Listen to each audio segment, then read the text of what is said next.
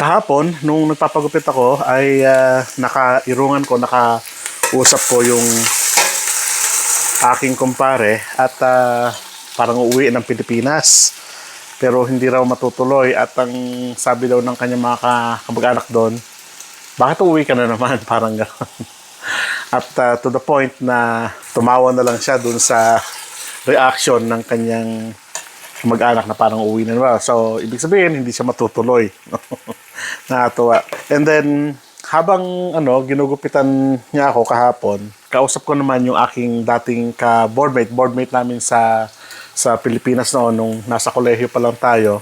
And magre-retire na. O, actually, retire na siya kasi na-post niya na sa Facebook na siya ay, kumbaga, nagkaroon siya ng problema, nagkaroon ng hindi magandang experience at nag-early retirement siya. So, yung naging usapan ng kumbaga sa group chat ay parang bakit ganon? So, syempre ako naman kahit papano, yung mga boardmate ko noon ay nakakausap ko pa rin naman kahit papano, no? Yung mga naging boardmate ko nung third year and fourth year sa university at nakakatuwa na may usapan pa rin na gano'n. Actually, doon sa groupmate namin, merong group chat na kumbaga doon sa boarding house lang na yon. So, nabalitaan na gano'n, blah blah blah. At kinonfirm ko, tinanong ko, sabi ko, friend ka ako, nag-retire ka na ba? Ngayon, ang sinabi niya, tignan mo doon sa post ko, may post ako doon. Sabi niya, nag-retire na nga siya talaga. Ang hirap, sabi niya, kasi parang nasa 16 years in service, pero kailangan niya na mag-retire, it's because of mental health issue, parang ganon. Sabi ko, that's good kung yun ang purpose mo. And then, doon sa group chat namin, may nagtanong, siguro napansin niya na nag-message ako doon sa group. Oy, ikaw bro, ikaw nasa Canada ka na, ganon ang buhay mo, masarap na buhay mo. Buti ka pa at nandiyan ka na sa Canada, masarap na buhay, may napapanood ko yung vlog mo, nakikita ko yung post mo, mayaman ka na. Sa isip-isip ko, sana ganun yung kahihinatnan kapag nag-Canada ka na. Kumbaga, tayo kasi mga Filipino, may mentality tayo na kapag nasa ibang bansa o nasa Canada, meron tayong mentality na automatic mayaman agad, parang gano'n, Well, kaisipan nila yun, hindi natin hinahagkaan, no? Kaya lang, yung ganong mentality kasi natin kung minsan, nagiging, kumbaga, from inspiration ng iba, parang nagiging dating, parang naiinggit ba or what. Hindi ko naman sinasabing ganun. Kaya lang, yung the way kasi ng pagsasabi kung minsan ay parang may halong, siguro kung titignan natin, parang inggit ba or bitterness sa buhay, parang ganun. Kasi, hindi naman required na kapag nandito ka na sa Canada, magbabago agad ang buhay mo. Pag nandito ka na sa Canada, parang obligasyon na baguhin mo agad yung buhay mo. Parang ganun. Ganun ang tingin ng ilan. Diba? At nakakatawa na kahit paano, yung mga classmates ko noon, nung nasa university pa lang, ay hindi naman gano'n ang kaisipan. Pero may mga boardmate kami na parang iba yung kaisipan, parang gano'n. Na yung ibang boardmate namin, yung ibang nakasama namin noon, medyo iba yung kaisipan nila na patwa o may hindi magandang timpla, hindi magandang tinapay kapag ang pinag-uusapan na ay buhay abroad ng mga dating boardmates o dating kasama sa university, parang gano'n. Medyo kaya sabi ko, umalis na ako dun sa post. Kung titignan natin dun sa usapan namin, hindi ko na i-share, syempre private naman na yun. Pero kung titignan natin dun sa usapan namin kahapon na magkaka-boardmate dati, ano na ang nagbago sa buhay ninyo? Parang ganon. Yun yung tanong niya. Kasi kahit paano ay nakakuha na siya ng medyo mataas na posisyon sa DepEd. Ngayon ang tanong niya, ano na ang nagbago sa inyo ngayon? Lalong na kayong mga nag-abroad na at iniwan ang profesyon ninyo. Sabi ko parang iba yung dating ng tanong. And then, of course, kami naman, nag-share lang kami. Kahit pa paano, may mga boardmate din ako dati na nandito na rin sa Canada. At mga nakatrabaho ko na dati. At nasa gawin sila ng Alberta and British Columbia. Yung iba nasa Ontario. Kumbaga parang pinupuntirya kami na kapag nasa Canada ka, at least dapat ipakita mo na may magbabago talaga sa iyo. Parang ganun. Sa loob-loob namin na magkaka-boardmate, na magkakasama dati, bakit ganun ang tanong niya? Ngayon, nag-message sa akin, bakit ganun ang tanong niya? So, hindi ko alam kung ano yung purpose niya, bakit ganun yung tanong niya na dapat, kumbaga, it was a command, parang ganun na dapat may magbago sa buhay namin. Kumbaga, parang it is a command na kapag nandito na kami, magbago agad yung buhay namin. Na mga nag-abroad na, kahit saan, no? Kasi meron din kaming kaklase, kahit paano, nasa Dubai naman, at na boardmate din namin. At nakakatuwa na isipin na may mga ganun palang tao na iisipin yung ganung bagay na pag naka-abroad ka na, dapat may magbago na sa buhay mo. Ang tinitignan dito, kaya umalis muna kami doon sa grupo at pinag-usapan namin yung bagay na yun. Nag-share ng mga kuro-kuro kung bakit ganun yung, may mga taong ganun talaga.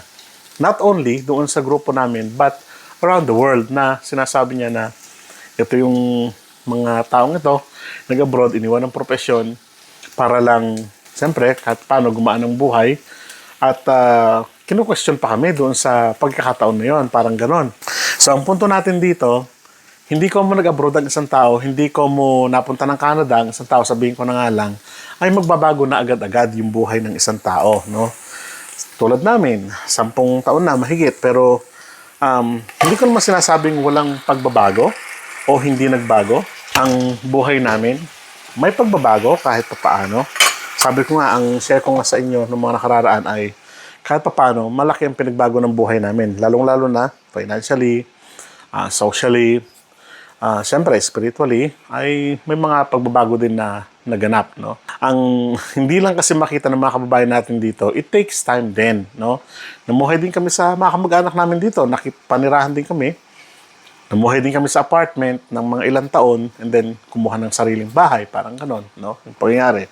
It takes time na yun dapat ang maintindihan ng kahit na sinong, syempre, nasa Pilipinas na hindi kami lumapag na nagkaroon, bumulaklak agad yung pera sa kalagitnaan namin at kumita agad ng pera. Hindi ganon.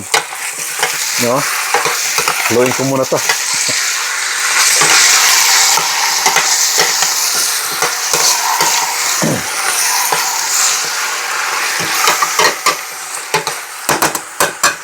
Magsisigang ako ng manok na maasim kasi yung aming may sampalok. Bigyan ko yung aking kuya kasi gusto niya raw yung may sampalok na maasim na manok. Sinampalukang manok, parang gano'n. So, balik tayo doon sa usapan na hindi gano'n kaagad na bumulaklak yung pera at nandyan agad sa harapan namin. Hindi gano'n kadali, no? Katulad nito, nagkakape pa rin naman kami ng kapeng barako. Kumakain pa rin kami ng karyoka, ng bitcho-bitcho. Di ba?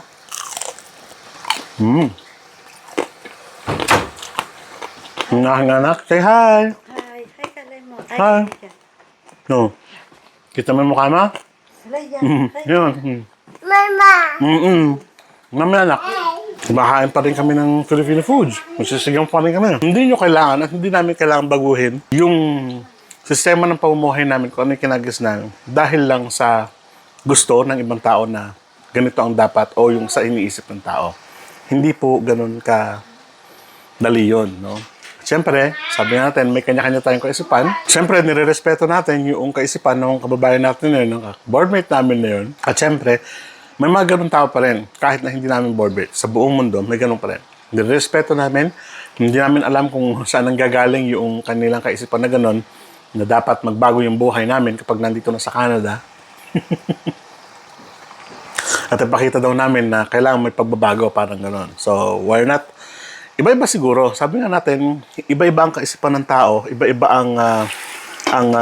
ang layunin ng tao sa buhay. So, pero sa amin, hindi kailangang baguhin yung mga kinagisnan. Hindi kailangang baguhin na dapat kung ano yung achievement namin ipakita, dapat. May mga taong gano'n. Well, natutuwa ako kasi yung na-achieve nila, sinishare nila to inspire people, no? Meron naman din siguro nagyayabang na pinapakita nila, but mas more ako dun sa natutuwa na, baka dating wala sila, natutuwa siya na ipakita at i-share na meron siyang tagumpay sa buhay, parang gano'n. Which is okay naman, no? Sabi natin, rin-respeto natin yung mga kaisipang gano'n, At may kanya-kanya tayong kaisipan when in terms of sa pamumuhay ng ibang tao, no? Sa pamumuhay ng mga nag-Canada. Nakakatuwa talaga yung usapan namin kahapon. Well, so sinashare ko lang yung kuro-kuro at opinion with regards to that. At hindi lang yun sa usapan namin, sabi ko nga, marami pang ibang naging usapan sa mga comments din, sa comment section natin dito sa ating YouTube, na may ganong kaisipan din na ipakita yung mga dapat ipakita dito sa Buhay Canada, parang ganon. Well, hindi natin gagawin yon. Magsishare tayo kung ano yung mga dapat nating i-share. Magsishare tayo kung ano yung mga, kumbaga, tagumpay din naman natin sa buhay, pero hindi na naman tayo ibig sabihin na nagyayabang na, no? Wala tayong ganon. So, sa susunod, kape po ulit tayo. Maraming salamat. Kita-kita po tayo sa mga susunod na vlog. Hanggang sa muli.